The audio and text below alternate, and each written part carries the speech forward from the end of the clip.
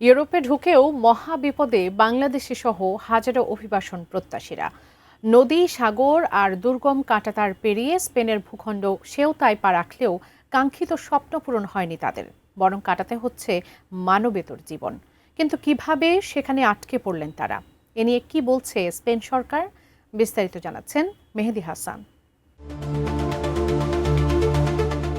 কারো যাত্রা শুরু হয়েছিল আফ্রিকার গভীর জঙ্গল থেকে, কেউ এসেছেন এশিয়ার হাজারো কিলোমিটার দূরের দেশ থেকে। মরুভূমি, সমুদ্র আর সীমান্তের ঝুঁকি পেছনে ফেলে শেষ পর্যন্ত তারা পৌঁছেছেন স্পেনের সেউতায়। কিন্তু এখানে যেন থমকে গেছে তাদের ইউরোপ যাত্রা। বার্তা সংস্থা রয়টার জানিয়েছে, মাত্র 2 সপ্তাহ আগে উত্তর আফ্রিকার অবস্থিত স্পেনের একটি ছোট ছিটমহলে অনিয়মিতভাবে প্রবেশ করে প্রায় 72,000 মানুষ। মাত্র 80,000 জনসংখ্যার সেউতায় হঠাৎ এত মানুষের ঢল নামায় তৈরি হয় তীব্র চাপ। পরে বিপুল সংখ্যক মানুষ ফিরে গেলেও এখনও সেখানে আটকে আছেন আনুমানিক 5 থেকে 8,000 অভিবাসন প্রত্যাশী। সঠিক প্যাড আর সঠিক তথ্য দিয়ে এসব সামলে নিব এক হয়ে। Monalisa sanitary napkin. এই হাজারো মানুষের ভিড়েই আছেন বাংলাদেশের 34 বছর বয়সী মোহাম্মদ ইসমাইল হোসেন।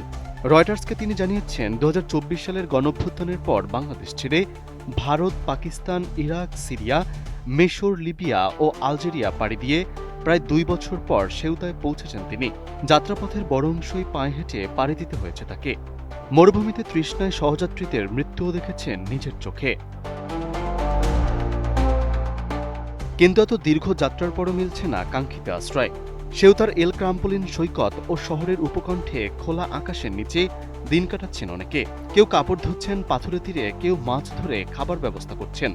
এর মধ্যেই স্পেনের পতাকা ও ব্যানার হাতে বিক্ষোভে নামছেন শত শত মানুষ।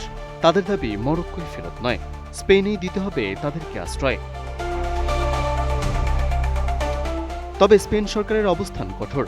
দেশটির স্বরাষ্ট্রমন্ত্রী জানিয়েছেন, অনিয়মিতভাবে সেউতায় প্রবেশকারীদের সেখানে স্থায়ীভাবে থাকা, স্পেনের মূল ভূখণ্ডে যাওয়া কিংবা স্বয়ংক্রিয়ভাবে বৈধ মর্যাদা পাওয়ার সুযোগ দেওয়া হবে না। তবে চরম ঝুঁকিতে থাকা ব্যক্তিদের ক্ষেত্রে ব্যতিক্রম বিবেচনা করা হতে পারে।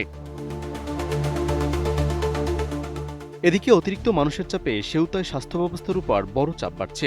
স্থানীয় মেডিকেল বোর্ডের প্রধানরা বলছেন, ডায়রিয়া ও খোসপাচ্ছার মতো রোগ ছড়াচ্ছে এবং স্বাস্থ্যকর্মীরা ক্লান্ত হয়ে পড়ছেন। যদিও স্পেনের স্বাস্থ্যমন্ত্রী দাবি, পরিস্থিতি চাপের হলেও স্বাস্থ্য ব্যবস্থা ভেঙে পড়েনি।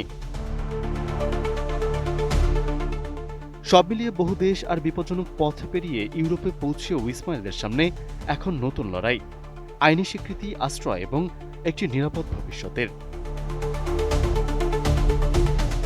মেহেদী হাসান, এটিএন নিউজ।